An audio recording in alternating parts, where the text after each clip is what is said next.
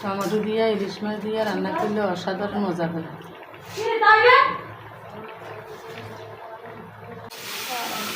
কাপড়ের লোক কাপড় শুনতে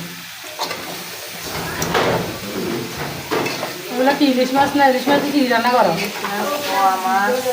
ইলিশ মাছ, হ্যাঁ ইলিশ মাছ দিয়া আলু দিয়া রান্না করতেছি।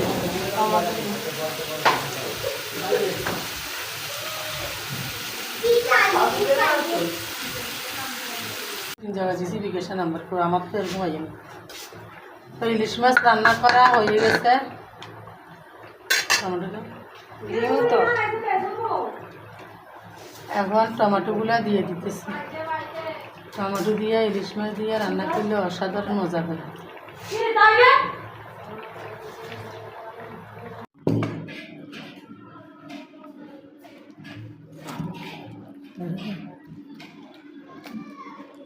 এগুলা দিয়ে টমেটো ভর্তা বানাবো। টমেটো ভর্তা খুব ভালো লাগে, টক টক লাগে। রোজার দিনে টমেটো ভর্তা মধুর মতো লাগে, মধুর মতো।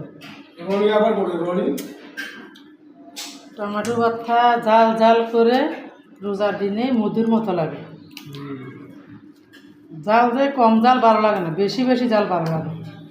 এই টমেটো ভর্তা বানাবো এখন কিছু দিনেই। শুকনো মরিচ পেঁয়াজ এখনও দিনেই দিব।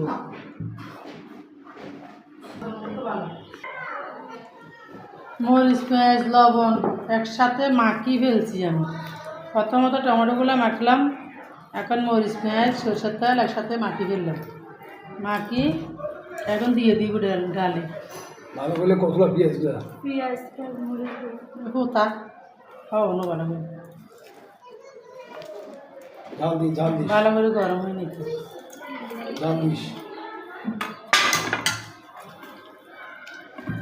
তো আমি এখন সব কিছু দিয়ে দিই।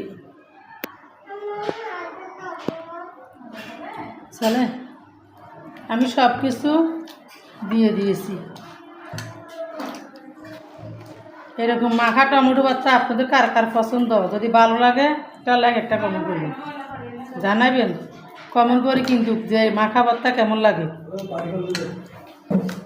কারণ সবাই এক সমান ভর্তা বানানা, কেউ একরকম বানায়, কেউ অন্যরকম বানাই, আমি অন্যরকম বানাই, এক একজনে এক রকমের বানাই। মজাদার ভর্তা হয়েছে।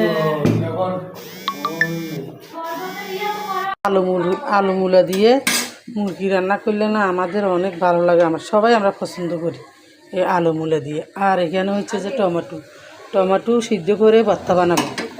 আজকে মুরগি রান্না করি বা গরু গোস্ত রান্না করি, ভর্তা একখান না করলে আমার